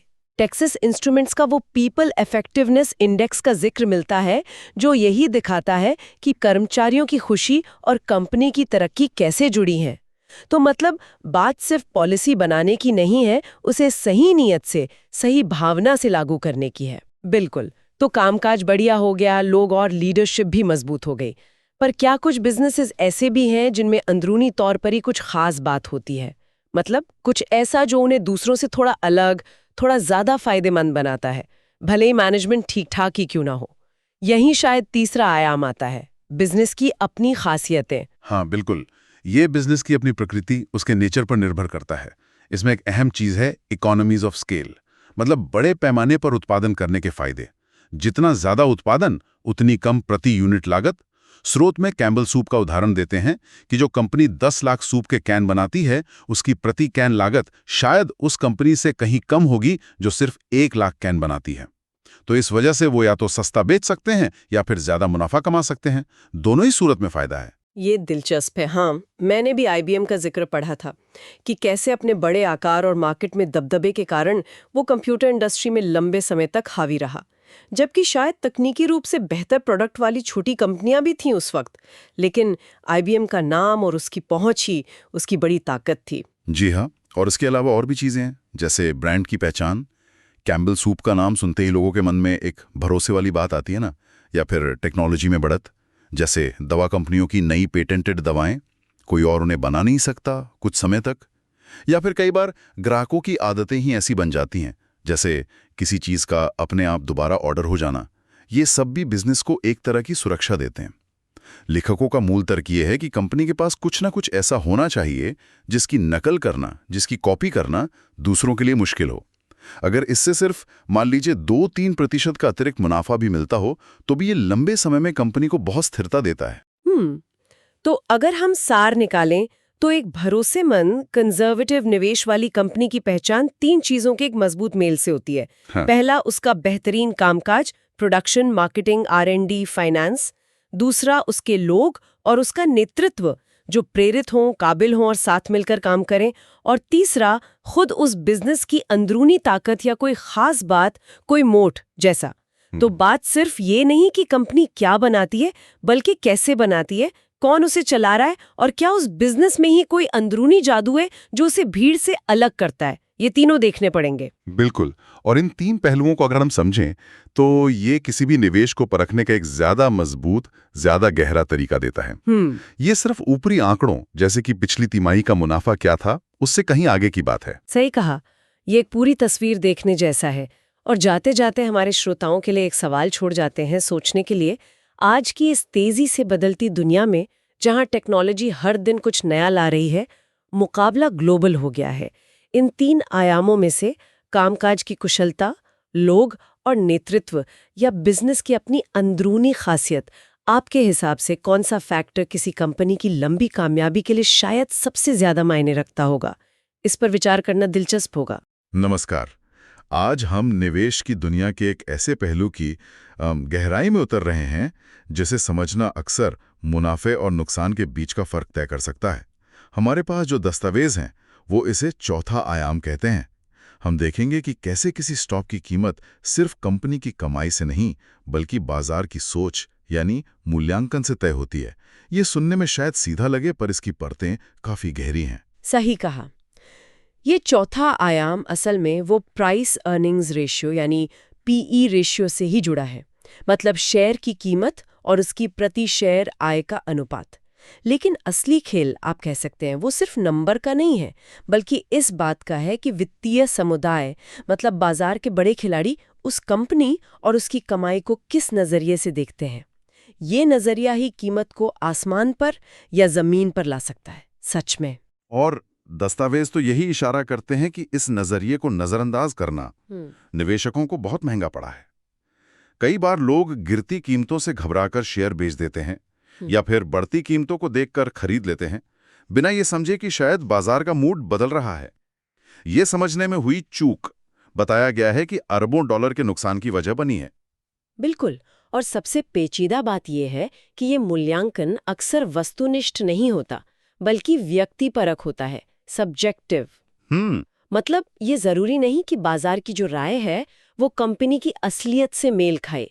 कभी कभी महज भावनाओं या जो ट्रेंड चल रहा है उसके आधार पर बनी ये सामूहिक राय स्टॉक की कीमत को उसकी असली कीमत से बहुत ज्यादा या बहुत कम रख सकती है, और वो भी लंबे समय तक। अच्छा, तो मतलब कंपनी भले ही शानदार प्रदर्शन कर रही हो, पर अगर बाजार उसे क्या कहते हैं पसंद नहीं करता तो कीमत नहीं बढ़ेगी। इसका कोई उदाहरण है इन दस्तावेजों में? हाँ, कंपनी जी का जिक्र है। काफी दिलचस्प है। कुछ साल पहले ये $1 प्रति शेयर कमा रही थी और 10 के पीई पर मतलब $10 में बिक रही थी। फिर कंपनी ने बेहतर मुनाफा दिखाया, नए उत्पाद लाए। अच्छा। नतीजा आय बढ़कर $1.82 हुई, जो ठीक है, अच्छी बात है। लेकिन बाजार का नजरिया वो नाटकीय रूप से बदला। मूल्यांकन 10 गुना से बढ़कर सीधा 22 गुना हो गया। 22 गुना? हाँ, इससे कीमत सीधे $40 पहुंच गई। 10 से $40? बिल्कुल। यानी कीमत में जो $30 का उछाल आया उसमें से सिर्फ 82 सेंट आय बढ़ने से था।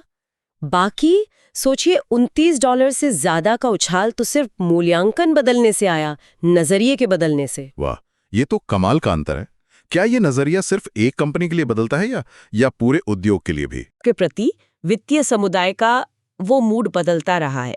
एक जमाना था जब इलेक्ट्रॉनिक्स ट्यूब बनाने वाली कंपनियों का पीई आसमान पर था। फिर सेमीकंडक्टर आए और नजरिया बदल गया। इसी तरह केमिकल उद्योग का हुआ, कंप्यूटर पेरिफेरल्स का हुआ, ये बदलता रहता है। तो इसका मतलब ये हुआ कि सिर्फ कम पीई देखकर ये मान लेना कि स्टॉक सस्ता है और सुरक्षित है, या फिर ज्यादा पीई देखकर डर जाना, ये सही रणनीति नहीं है। ये तो काफी मुश्किल लगता है फिर। हाँ, ये भ्रामक हो सकता है। बिल्कुल। कम पी वाली कंपनी शायद भविष्य में चुनौतियों का सामना करने वाली हो, और ज्यादा पी वाली कंपनी में शायद जबरदस्त ग्रोथ की उम्मीद छिपी हो जिसे बाजार देख रहा है। यहाँ कंपनी के जो मूल तत्व हैं, मतलब उसकी असली कमाई की ताकत, उसकी संपत्ति, कर्ज की स्थिति, ये सब उसके फंडामेंटल्स और भविष्य में मूल्यांकन बढ़ने की संभावना को देखना ज्यादा जरूरी हो जाता है। और इसमें बाजार की भावनाओं का कितना रोल होता है, मतलब मूड का? क्या एक छोटी सी खबर भी बड़ा असर डाल सकती है? हाँ, बहुत बड़ा। दस्तावेज मोटोरोला का उदाहरण देते हैं। 1972 में जब उन्होंने अपना टेलीविजन व्यवसाय बेचने की घोषणा की तो अगले ही दिन स्टॉक 25% उछल गया। 25% एक दिन में? हाँ, शायद कई निवेशकों ने पूरी बात समझे बिना सिर्फ खबर सुनकर खरीदना शुरू कर दिया। जबकि कंपनी का मुख्य व्यवसाय तो कम्युनिकेशंस था, टेलीविजन नहीं। ये दिखाता है कि कैसे आशावाद या निराशावाद की लहरें मूल्यांकन पर हावी हो सकती हैं। एकदम से। यानी जानकारी से ज्यादा जानकारी की व्याख्या और उस पर बाजार की जो प्रतिक्रिया है वो ज्यादा मायने रखती है। क्या बाहरी चीजें भी इसे प्रभावित करती हैं, जैसे अर्थव्यवस्था की हालत? हाँ बिल्कुल, जैसे ब्याज दरें, ये एक बड़ा फैक्टर है। जब ब्याज दरें ज्यादा होती हैं तो लोग सुरक्षित निवेश जैसे बॉन्ड की तरफ जाते हैं, Right. है ना? तो स्टॉक मार्केट में पैसा कम आता है और मूल्यांकन पर दबाव बनता है। दरें कम होने पर इसका उल्टा होता है। ये सब मिलकर स्टॉक की कीमत की पहेली को और जटिल बनाते हैं। तो कुल मिला के आज की बातचीत का निचोड़ ये है कि किसी स्टॉक की कीमत सिर्फ कंपनी के रिपोर्ट कार्ड का नतीजा नहीं है, सीधा सीधा हिसाब नहीं है। बाजार का मूड, उसका बदलता नजरिया यानी मूल्यांकन कीमत तय करने में एक अनदेखी लेकिन बेहद शक्तिशाली भूमिका निभाता है। सही कहा। और यहीं से एक जरूरी सवाल उठता है जिस पर निवेशकों को सोचना चाहिए। अगर बाजार का मूल्यांकन इतना व्यक्तिपरक है, इतना भावनाओं से चलने वाला हो सकता है, तो एक निवेशक तात्कालिक शोर शराबे से परे जाकर किसी कंपनी की सच्ची दीर्घकालिक क्षमता का अंदाजा वो कैसे लगाए, इस पर विचार करना जरूरी है। किसी भी इन्वेस्टमेंट स्ट्रैटेजी को समझने के लिए ना, उसके पीछे का मकसद, उसका सिद्धांत ये जानना बहुत जरूरी होता है। आज हम कुछ स्रोतों को देखेंगे और एक इन्वेस्टमेंट फिलॉसफी कैसी बनी, उसकी शुरुआती कहानी को समझने की कोशिश करेंगे। मतलब कैसे निजी अनुभव, शुरू में सीखे सबक और हाँ, बाजार के उतार चढ़ाव ने उसे एक शक्ल दी। बिल्कुल। और ये जानना बड़ा दिलचस्प है कि सिद्धांत जो हैं वो अक्सर सिर्फ किताबी ज्ञान से नहीं बनते, बल्कि असल दुनिया के तजुर्बों से, कामयाबियों से और यहाँ तक कि महंगी गलतियों से सीखते हुए बनते हैं। हाँ। तो चलिए इन स्रोतों के आधार पर देखते हैं ये सफर कि सब शुरू कैसे हुआ। तो कहानी शुरू होती है शेयर बाजार में एक शुरुआती दिलचस्पी से।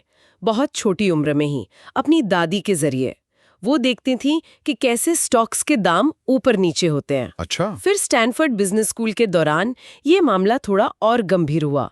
वहां कंपनियों में जाने का मौका मिला, जैसे कि जॉन बीन स्प्रे पंप थी और एक एंडरसन बॉर्नग्रोवर। हाँ, और यहीं पर शायद पहली बार ये ग्रोथ कंपनी वाला आइडिया सामने आया। मतलब ऐसी कंपनियां जिनमें भविष्य में तेजी से बढ़ने की, अपने बाजार पर छा जाने की जबरदस्त क्षमता हो। हालांकि उस समय ये शब्द ग्रोथ कंपनी शायद उतना चलता नहीं था। सही। और यहीं एक बहुत बुनियादी सबक भी मिला कि सिर्फ एक बढ़िया प्रोडक्ट बना लेना ही काफी नहीं है। उसे बेचना कैसे है, उसकी कला, उसकी स्ट्रैटेजी, वो भी उतनी ही जरूरी है। ये दोनों चीजें मिलकर ही एक सफल ग्रोथ कंपनी को चलाती हैं। बिल्कुल। तो पढ़ाई के बाद 1928 में एक बैंक के इन्वेस्टमेंट बैंकिंग डिवीजन में काम शुरू हुआ बतौर स्टैटिस्टिशियन। और स्रोत बताते हैं कि उस समय एनालिसिस जो था वो काफी हद तक मैनुअल्स पर आधारित था। अच्छा। जैसे मूडीज वगैरह, ज्यादा गहराई नहीं थी। हाँ, मतलब काफी सतही लेवल पर होता था काम। और उसी माहौल में 1929 का जो बुल मार्केट था, जो तेजी का दौर था, उसको बहुत करीब से देखने का मौका मिला। अच्छा। और वहीं ये एहसास और पक्का हो गया कि सिर्फ ये छपी हुई रिपोर्ट्स या मैनुअल्स पर टिके रहना काफी नहीं है। किसी कंपनी की असली कहानी समझनी है तो उसके मैनेजमेंट से मिलो, उसके ग्राहकों से बात करो, यहां तक कि उसके कॉम्पिटिटर्स से भी। मतलब जमीनी हकीकत जाननी बहुत जरूरी है।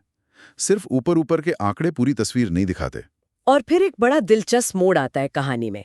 अगस्त 1929 में जब बाजार एकदम जोश में था, तब इन्होंने अंदाजा लगाया कि बाजार शायद अपने पीक पर, मतलब एकदम ऊंचाई पर पहुंचने वाला है। अगस्त 1929 में, जब सब कुछ तेज लग रहा था। हाँ, और इस समझ के आधार पर कुछ डिफेंसिव कदम भी उठाए गए, जिससे कुछ फायदा भी हुआ। जबकि उस समय ज्यादातर फैक्ट्स और माहौल सब तेजी के ही फेवर में दिख रहे थे। ये वाकई में बहुत दिलचस्प है। ये दिखाता है कि सिर्फ डेटा पॉइंट्स को देखना ही एनालिसिस नहीं है। बाजार की नब्ज को समझना, वो माहौल को भांपना और कभी-कभी जो सब सोच रहे हैं उसके उलट जाने की हिम्मत रखना, हाँ, ये सब भी बहुत जरूरी है। और ये शायद सिर्फ इंट्यूशन नहीं था, बल्कि वो जो गहरी बातचीत और जमीनी समझ की हम बात कर रहे थे ना, हाँ, शायद उसी का नतीजा था। शायद उसी का नतीजा था। बिल्कुल। और फिर आया अक्टूबर 1929 का वो ऐतिहासिक क्रैश, और उसके बाद वो लंबी मुश्किल मंदी का दौर। इस मुश्किल वक्त में एक और बड़ा सबक सीखने को मिला। ये तब हुआ जब कम प्राइस अर्निंग रेशियो, मतलब कम पीई वाले स्टॉक्स में निवेश किया गया। हाँ, कम पीई वाले स्टॉक्स मतलब वो शेयर जो अपनी सालाना कमाई के मुकाबले बाजार में सस्ते दिख रहे थे। थ्योरी में तो ये बहुत अच्छा लगता है कि सस्ता खरीद लो। लेकिन यहाँ तजुर्बे ने सिखाया कि जो सस्ता दिख रहा है जरूरी नहीं कि वो अच्छा सौदा ही हो। वो कंपनियां जैसे वो लोकोमोटिव बनाने वाली थीं या बिलबोर्ड कंपनियां, टैक्सी कंपनियां, वो इसलिए सस्ती नहीं थी कि बाजार उन्हें देख नहीं पा रहा था। वो इसलिए सस्ती थी क्योंकि मंदी की वजह से उनका बिजनेस ही, उनकी कमाई का जो आधार था वो ही कमजोर हो रहा था। अच्छा, तो सस्ता होने का क्या फायदा अगर कमाई ही गिरने वाली हो। ये एक अहम सबक था। सही कहा। और इसी अनुभव ने, मतलब पैसे खोने का जो अनुभव था, उसने पैसे खोने के प्रति एक बहुत तीव्र नापसंदगी पैदा की, एक गहरा डर, और ये चीज बाद में उनकी इन्वेस्टमेंट फिलॉसफी का एक बहुत अहम हिस्सा बन गई। बिल्कुल। अब सिर्फ मुनाफा कमाना ही मकसद नहीं था, अपनी पूंजी को बचाना वो भी उतना ही जरूरी हो गया था। Capital preservation. और इसी मुश्किल दौर ने, देखिए विडम्बना, एक नए मौके की नींव भी रख दी। 1930 के दशक की शुरुआत में जब पूरी फाइनेंस इंडस्ट्री में बड़ी छटनियां हो रही थीं, नौकरियां जा रही थीं। हाँ, वो तो बहुत बुरा दौर था इंडस्ट्री के लिए। बिल्कुल। तब ये विचार आया कि शायद अब अपना काम शुरू करने का ही सही समय है, एक इंडिपेंडेंट इन्वेस्टमेंट एडवाइजर के तौर पर। और दिलचस्प बात यह है कि ये फैसला किसी बहुत बड़े सोचे समझे प्लान का नतीजा नहीं था, बल्कि इसलिए हुआ क्योंकि आप कह सकते हैं कि उस वक्त दूसरे कोई अच्छे ऑप्शन दिख ही नहीं रहे थे। हाँ, स्रोत यही बताते हैं, जनवरी 1931 में बहुत छोटे स्केल पर शुरुआत हुई, बहुत कम रिसोर्सेज के साथ। शुरुआती दिनों में तो कमाई भी लगभग कुछ नहीं थी। लेकिन धीरे धीरे लगातार मेहनत करके जो सबक सीख लिए थे उनको अमल में लाकर, और सबसे जरूरी क्लाइंट्स का भरोसा जीतकर 1935 आते आते एक ठीक ठाक स्थायी बिजनेस खड़ा करने में कामयाबी मिली। एक वफादार क्लाइंट बेस बन गया। ये दिखाता है कि कैसे मुश्किल हालात भी अगर उनसे सही सबक सीखा जाए तो वो भी नए दरवाजे खोल सकते हैं। तो हमने देखा कि कैसे एक परिवार से मिली शुरुआती दिलचस्पी, फिर पढ़ाई का अनुभव, पहली नौकरी के ज़मीनी सबक, फिर 1929 जैसे बड़े बाजार के उतार चढ़ाव का सामना करना, और यहाँ तक कि इन्वेस्टमेंट में की गई गलतियों से सीखना। हाँ, बिल्कुल। सार यही है कि एक मजबूत और टिकाऊ नजरिया जो होता है ना, वो अक्सर अनुभवों की भट्टी में ही तपकर तैयार होता है, खासकर मुश्किल और चुनौती भरे अनुभवों से।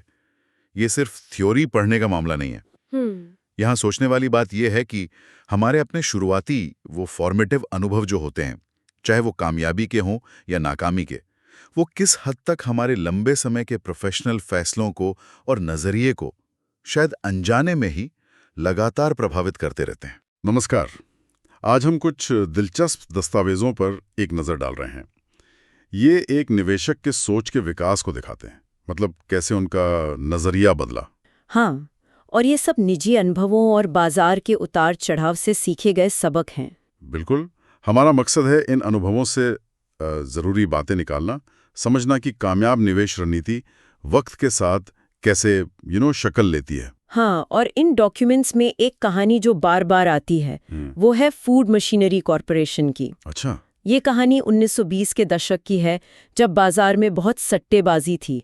वहां से शुरू होकर महामंदी तक जाती है, जब उसी कंपनी का बहुत गहराई से विश्लेषण किया गया। तो ये अनुभव से सीखने का एक बढ़िया उदाहरण लगता है। बिल्कुल, दिखाता है कि मुश्किल वक्त कैसे सिखाता है। तो चलिए शुरू करते हैं सफर और देखते हैं कि ये कहानी और दूसरे अनुभव हमें क्या सिखाते हैं। जरूर।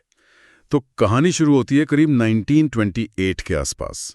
फूड मशीनरी कॉरपोरेशन के share San Francisco stock exchange पर लिस्ट हुए थे, बिक रहे थे। हाँ, कई नई कंपनियों की तरह। और सोर्स बताते हैं कि उस टाइम पे ना पारदर्शिता मतलब ट्रांसपेरेंसी बहुत कम थी। हाँ, नाम मात्र की। शेयर अक्सर बस एक क्या कहते हैं ब्रोशर के बेस पर ही बिक जाते थे। कोई ठोस फाइनेंशियल जानकारी नहीं। बिल्कुल नहीं।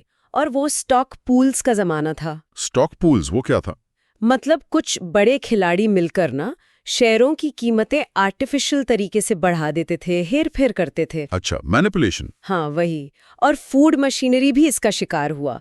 फिर आया 1929 का क्रैश और उसके बाद महामंदी। और जाहिर है कई कंपनियां ढह नहीं होंगी। बहुत सी। फूड मशीनरी का शेयर भी आप सोचिए $4, $5 तक गिर गया था। बाप रे। लेकिन यहां से जैसे आपने कहा बात दिलचस्प होती है। हाँ, क्योंकि 1931 के बाद जब मंदी छाई हुई थी, लेखक ने इस कंपनी को गहराई से देखना शुरू किया, सतही सट्टेबाजी छोड़कर। ये एक बड़ा शिफ्ट था। भीड़ कुछ और कर रही थी और इन्होंने विश्लेषण चुना। बिल्कुल, और उन्होंने पाया कि ये कंपनी साइज में शायद बहुत बड़ी न हो, पर अपने फील्ड में लीडर थी। किस तरह की ताकतें थी उसमें? एक तो कम लागत पर बनाने की क्षमता, मतलब स्केल एडवांटेज, मार्केटिंग बहुत मजबूत थी उनकी, और इंजीनियरिंग और रिसर्च डिपार्टमेंट तो कमाल का था। अच्छा, जैसे? नाशपाती छीलने की पहले ऑटोमेटिक मशीन वो उन्हीं की देन थी। ये सब ठोस बातें थी, हवाई नहीं। और सोर्स इस बात पर जोर देते हैं कि सिर्फ बिजनेस की क्षमता ही काफी नहीं है। सही कहा, दो और चीजें बहुत जरूरी हैं।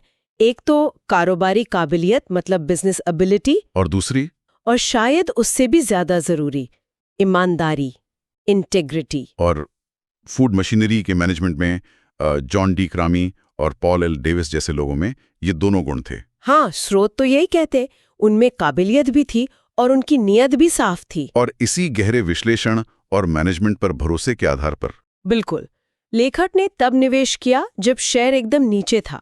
ये वही बात हुई, भीड़ से उलट चलना। जब सब बेच रहे हैं तब खरीदना। हाँ, इस विश्वास के साथ कि कंपनी की असली कीमत, उसका इंट्रिंसिक वैल्यू, बाजार के इस निराशावादी माहौल से कहीं ज्यादा है। इस अनुभव से एक और सबक मिला, धैर्य और लंबी अवधि का नजरिया। हाँ, बिल्कुल। लेखक ने एक 3 साल का नियम जैसा कुछ बनाया। 3 साल का नियम? हाँ, मतलब ये कि जब कोई स्टॉक खरीदे तो कम से कम 3 साल रखने के इरादे से खरीदे, जब तक कि कंपनी के फंडामेंटल्स में कोई बड़ी गड़बड़ ना हो जाए। ये शॉर्ट टर्म के शोर से बचने का तरीका हुआ। एग्जैक्टली। और गलतियों से सीखना भी उतना ही जरूरी है। हाँ, वो तो है ही। हाँ, कोई उदाहरण है? एक गलती थी लिमिट ऑर्डर लगाने की आदत। मतलब? एक तय कीमत पर ही खरीदने की जिद। अच्छा, उससे क्या हुआ? लेखक ने बताया कि कैसे वो फूड मशीनरी के शेयर 34.5 पर खरीदने से चूक गए, सिर्फ इसलिए कि उन्होंने 33.5 का ऑर्डर लगाया था। ओह, और बाद में वो शेयर काफी चढ़ गया होगा। हाँ, वो छोटा सा अंतर बाद में बहुत भारी पड़ा। इससे सीखा कि कभी-कभी थोड़ी फ्लेक्सिबिलिटी जरूरी है। सही बात है। और कोई गलती? एक और गलती थी अपने दायरे से बाहर निकलकर निवेश करना, मतलब जिस इंडस्ट्री को आप समझते नहीं उसमें पैसा लगाना। जैसे दोस्तों के कहने पर उनके उत्साह में आकर एक दवा कंपनी में निवेश कर दिया, बिना उसकी पूरी जांच पड़ताल किए। ये तो आम गलती है। हाँ, और अक्सर महंगी पड़ती है। तो इन सारे अनुभवों का निचोड़ क्या है? मतलब सफल निवेश आता कहां से? देखिए, ये साफ है कि ये सतही जानकारी या भीड़ के पीछे भागने से तो नहीं आता। तो फिर? ये आता है कंपनी को गहराई से समझने से, उसके मैनेजमेंट की क्वालिटी को परखने से, मुश्किल वक्त में धैर्य रखने से, और हाँ, अपनी गलतियों से लगातार सीखने से। आज की हमारी बातचीत से ये बात और पुख्ता होती है कि एक अच्छा निवेश का तरीका, एक फिलॉसफी, वो रातों रात नहीं बनती। ये एक लगातार चलने वाली प्रक्रिया है। हाँ, जिसमें आप सीखते हैं, विश्लेषण करते हैं, और सबसे जरूरी, असल दुनिया के अनुभवों से सीखते हैं, चाहे वो सफलता हो या असफलता। फूड मशीनरी की कहानी ये दिखाती है कि कैसे गहरे संकट में भी अगर आप सही तरीके से विश्लेषण करें तो मौके मिल सकते हैं। बिल्कुल, और ये बात कि बिजनेस की काबिलियत के साथ साथ मैनेजमेंट की ईमानदारी कितनी जरूरी है, ये आज भी उतनी ही प्रासंगिक है। हाँ, टेक्नोलॉजी कितनी भी अच्छी क्यों न हो, अगर चलाने वालों की नीयत और क्षमता पर सवाल है तो लंबी रेस में जीतना मुश्किल है। निश्चित रूप से। और जाते जाते एक सवाल मैं सोचने के लिए छोड़ना चाहूंगी। जरूर। आज की दुनिया बहुत तेज है, जानकारी का सैलाब है, शॉर्ट टर्म नतीजों का बहुत दबाव रहता है। हाँ, ये तो है। तो सवाल ये है कि क्या आज के निवेशक इस माहौल में वाकई वो अनुशासन और धैर्य अपने अंदर ला सकते हैं? क्या वो कंपनी के असल मूल्य पर फोकस करके भीड़ से उलट चलने की हिम्मत जुटा सकते हैं, खासकर तब जब बाजार पूरी तरह उनके खिलाफ जा रहा हो? हाँ, बिल्कुल, ये एक बड़ा चैलेंज है। नमस्कार, आज हम निवेश के फलसफे और बाजार की कार्यकुशलता यानी मार्केट एफिशिएंसी, इस विचार पर बात करेंगे। कुछ दिलचस्प स्रोत हैं हमारे पास। हाँ, और सवाल ये है कि क्या शेयर बाजार सच में हर जानकारी को, मतलब तुरंत, कीमतों में दिखा देता है? बिल्कुल, यही मूल सवाल है। और ये स्रोत इसी आम धारणा को चुनौती देते हैं, खासकर अगर आप एक लंबे समय के निवेशक हैं तो। हम देखेंगे कि बाजार हमेशा तर्कसंगत होते हैं या फिर समझदार निवेशों के लिए मौके छिपे होते हैं। हाँ, हमारा मिशन यही है कि इन स्रोतों से जो मुख्य बातें हैं वो निकल कर आए। ठीक है, तो चलिए शुरू करते हैं। एक विचार है कुशल बाजार परिकल्पना, मतलब एफिशिएंट मार्केट हाइपोथेसिस या EMH। हाँ, EMH। इसका सीधा सा मतलब है कि स्टॉक की कीमतें हमेशा सारी जानी हुई जानकारी को दर्शाती हैं, जिससे कोई सस्ता सौदा मिलना या बाजार को लगातार मात देना लगभग नामुमकिन हो जाता है। पर हमारे स्रोत कहते हैं कि ये विचार कुछ हद तक एक भ्रम जैसा हो सकता है, कम से कम लंबी अवधि में। बिल्कुल। और यहीं पर एक दिलचस्प बात आती है। स्रोत जो हैं वो छोटी अवधि की ट्रेडिंग और लंबी अवधि के निवेश में फर्क करते हैं। अच्छा, कैसे? उनका मानना है कि हो सकता है बाजार छोटी अवधि के अनुमानों के लिए कुशल हो, मतलब कल क्या होगा ये बताना मुश्किल है। हाँ, ये तो है। लेकिन एक धैर्यवान, जानकार, लंबे समय के निवेशक के लिए शायद बाजार पूरी तरह कुशल नहीं है। ये दिलचस्प है। हाँ, इसी बात को समझाने के लिए स्रोत 1961 के एक स्टैनफोर्ड अध्ययन का उदाहरण देते हैं। हाँ, वो अध्ययन काफी मजेदार है। उन्होंने लगभग 5 साल तक 1956 से 1961 140 शेयरों को ट्रैक किया। हाँ, और नतीजे चौंकाने वाले थे। हाँ, मतलब उस दौरान डाउ जोन्स औसत, जो एक तरह से बाजार का बैरोमीटर है, वो 41% बढ़ा। जो सुनने में अच्छा लगता है, 41% बुरा नहीं है। बिल्कुल नहीं। लेकिन तस्वीर का दूसरा पहलू देखिए। 1940 शेयरों में से 27% की कीमत असल में घट गई। क्या बात कर रही हैं? 27% गिरे? हाँ, और कुछ लगभग 4% शेयर उन्होंने तो अपना आधा मूल्य ही खो दिया। 50% से ज्यादा गिरावट। अरे बाप रे। वहीं दूसरी तरफ 24% शेयर ऐसे थे जिन्होंने 100% से लेकर सुनिए 1220% तक का शानदार मुनाफा दिया। 10,000 20%। ये तो अविश्वसनीय है ना? अब सोचिए अगर किसी ने $10,000 उन सभी 140 शेयरों में बराबर लगाए होते तो वो बढ़कर लगभग $70,260 हो जाते। ठीक है, ये औसत वाली बात हुई। हाँ, लेकिन अगर वही $10,000 सिर्फ सबसे खराब प्रदर्शन करने वाले 10 शेयरों में लगाए होते तो वो सिर्फ $3,180 रह जाते। ओह, नुकसान। और अगर सबसे अच्छा प्रदर्शन करने वाले 10 शेयरों में लगाए होते तो वो बन जाते $52,070। वाह, मतलब चुनाव कितना जरूरी है। ये बाजार की कुशलता पर तो सवाल उठाता है ना? बिल्कुल, यही तो मुख्य तर्क है। अगर बाजार पूरी तरह से कुशल होते तो शायद इतना बड़ा अंतर देखने को नहीं मिलता, या शायद इसका फायदा उठाना इतना आसान नहीं होता। सही कहा। ये उन मौकों की तरफ इशारा करता है जो शायद सिर्फ सबको पता जानकारी से परे हैं। चयन यानी सिलेक्शन बहुत महत्वपूर्ण हो सकता है। अब आते हैं रेकम कॉर्पोरेशन के मामले पर। यहाँ बात और भी दिलचस्प हो जाती है। हाँ, रेकम वाला किस्सा। 1970 के दशक की शुरुआत में रेकम एक बहुत ही प्रशंसित कंपनी थी। उनकी अपनी खासियतें थीं, तकनीकी विशेषज्ञता, इनोवेशन पर जोर, पेटेंट वगैरह भी थे उनके पास, अच्छी कंपनी मानी जाती थी। लेकिन फिर अचानक गिरावट आई। हाँ, 1976 के आसपास उनकी एक बड़ी परियोजना थी स्टिलन पॉलीमर, वो फेल हो गई। और कंपनी को भारी नुकसान हुआ। करीब $9.3 मिलियन का नुकसान लिखना पड़ा उन्हें। ये तो बड़ा झटका है। बिल्कुल।